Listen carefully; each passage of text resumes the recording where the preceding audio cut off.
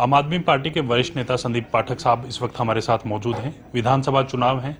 आम आदमी पार्टी हरियाणा विधानसभा चुनाव में जाना चाहती है और उसके लिए आज से शुरुआत भी आम आदमी पार्टी की तरफ से कर दी गई है। उन्हीं से जानते हैं किस प्रकार से ये शुरुआत है और किस प्रकार से हरियाणा विधानसभा चुनाव को चुनौती मानते हैं या फिर आसानी से ये सफर तय होगा। सर, सबसे पहले तो आज आपकी तरफ से चुनाव प्रचार की शुरुआत कर दी गई है। एक नारे के साथ आप हरियाणा में जाने चाहते हैं, कौन सा वो नारा है और कितना आसान आपको ये सफर लग रहा है? सर देखिए, नारे का आधार यही है कि देश की हरियाणा के एक एक घर, एक एक परिवार बदलाव चाह रही है और बदलाव के लिए जनता ये कह रही है कि केजरीवाल को लाना है। आप देखेंगे कि हरियाणा की जनता ने सभी पार्टियों को बराबर पर्याप्त मौका दिए, सबको मौका दिए। मौका देने के बावजूद क्या हरियाणा में बदलाव आया? क्या रोजगार मिली? क्या शिक्षा मिली? क्या अच्छी स्वास्थ्य की व्यवस्था हुई? क्या गुंडागर्दी खत्म हुई? क्या किसानों को सम्मान मिला? क्या माताओं बहनों का सम्मान मिला? इसका उत्तर है नहीं। तो सबको मौका देने के बाद अगर परिणाम और उत्तर नहीं में आ रहा है, इसका मतलब कुछ ना कुछ तो गलत है, कुछ तो ठीक करना पड़ेगा। तो बदलाव चाहिए जनता को, और वो बदलाव लाने के लिए जनता केजरीवाल जी को लाना चाह रही है। और कौन सा ऐसा बदलाव है जो आम आदमी पार्टी सबसे पहले हरियाणा में देखना चाहती है? मुद्दे अनेक हैं, उन मुद्दों में से कौन से चिन्हित आप लोगों ने किए हैं कि ये प्राथमिकता के आधार पर ये बदलाव होने चाहिए? सबसे पहला बदलाव तो सरकार में ही होनी चाहिए। सरकार में बदलाव होगी तो सारे मुद्दे हो जाएंगे। अगर मुद्दों की आप बात करेंगे तो बेरोजगारी एक बहुत गंभीर विषय बन गया है। ऐसा कोई घर नहीं बचा है जहां पर एक योग्य युवा रोजगार के इंतजार में बैठा नहीं है। अब अगर आप बेरोजगार नहीं देते हो तो वो या तो पलायन करता है, या फिर वो दूर जाता है घर परिवार से, या फिर कई बारी गलत रास्ते में भी वो पड़ जाता है। तो देश और समाज के लिए बेरोजगारी को खत्म करना सबसे ज्यादा जरूरी है। उसके बाद फिर निश्चित रूप से किसानों के मुद्दा है। आपके किसान जो सबसे बड़ा वर्ग है यहाँ का, हरियाणा का पूरा आधार ही किसान है, किसान वर्ग है। उनके साथ आप नाइंसाफी कर रहे हो, उनके साथ पक्षपात कर रहे हो, उन पर गोलियां चलवा रहे हो, उनके हकों की आप हक को मार रहे हो आप। तो ये भी गंभीर विषय है। महिलाओं का सम्मान ले लीजिए। खुलेआम क्राइम चल रहा है यहाँ पर, बंदूक दिखा के फिरौती लिया जा रहा है। ये स्थिति होगी तो गवर्नेंस आप ले लो, शिक्षा व्यवस्था ले लो, स्वास्थ्य व्यवस्था ले लो, बेरोजगार, सब कुछ चारों तरफ से चौपट कर रखा है, राज्य को चौपट कर रखा है। ये बदलना पड़ेगा। ये तमाम मुद्दे आपके रहने वाले हैं। चुनाव किस प्रकार से लड़ेंगे? 90 के 90 विधानसभा चुनाव लड़ेंगे या फिर कोई अलायंस की तरफ भी आप जाना चाहते हैं, या किसी से बातचीत आपकी चल रही हो अलायंस को लेकर? देखिए, आप आम आदमी पार्टी पंजाब में भी चुनाव अपने दम पर लड़के चुनाव जीती थी। गुजरात में भी हम चुनाव लड़े थे, दिल्ली में भी हम चुनाव लड़े। हम सक्षम है चुनाव लड़ने में, हमें चुनाव लड़नी आती है। हमारा संगठन एक एक गांव में है। आज जब हम बात कर रहे हैं आपसे, लगभग 6,500 गांवों में छोटी सभा, जिसको हम जनसंवाद कहते हैं, वो हो चुका है। तो हम पूरी तरीके से सक्षम है। पाठक साहब, जब भी चुनाव की बात आती है, आम आदमी पार्टी हरियाणा में सक्रिय होती है जब भी, तो कई सवाल ऐसे होते हैं जो कहीं ना कहीं आम आदमी पार्टी को घेरने का काम करते हैं। सबसे बड़ा मुद्दा SYL को लेकर, क्योंकि पंजाब में आपकी सरकार है, हरियाणा में आप चुनाव लड़े, तो ये एक सबसे बड़ा मुद्दा है, क्योंकि आप हरियाणा में जाएंगे तो हरियाणा के लोग ये सवाल आपसे पूछने वाले हैं।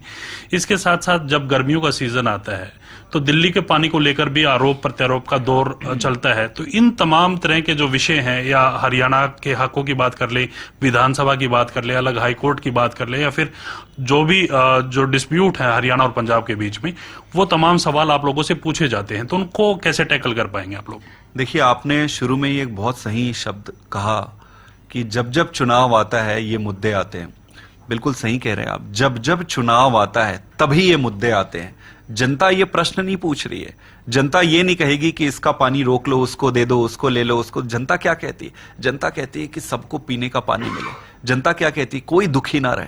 ये जनता कहती है। नेता क्या कहते हैं? मुझे वोट किस में मिलेगा, मुझे वोट किस में मिलेगा, मैं इसका वोट कैसे काटूं, वोट काटने के लिए क्या मैं गंदी राजनीति। तो ये नेता का विषय है, जनता का विषय नहीं है।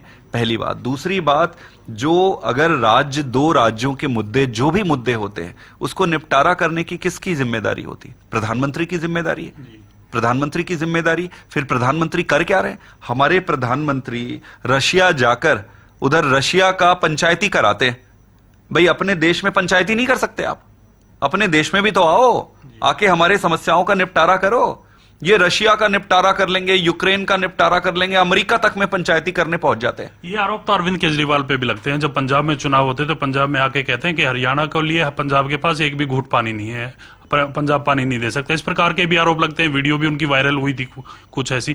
तो ये तमाम चीजें, राजनीति तो दोनों तरफ से ही तो चलती है सर। बिल्कुल नहीं। हमारी राजनीति स्कूल की राजनीति है, हमारी राजनीति अस्पताल, अच्छे अस्पताल बनाने की राजनीति है, हमारी राजनीति बेरोजगारी दूर करने की राजनीति है, हमारी राजनीति इस देश को सुखी और संपन्न बनाने की। आप दो राज्यों को लड़ाकर आपको लगता है कि देश आगे बढ़ जाएगा?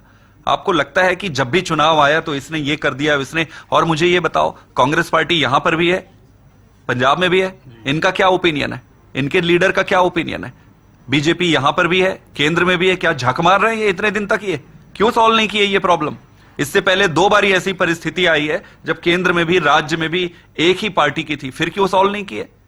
और मुझे बताओ कि 2 राज्यों में जब समस्या है, अगर कोई भी इशू आता है तो क्या वो राज्य के लोग अकेले कर लेंगे? पंचायती करना पड़ेगा ना।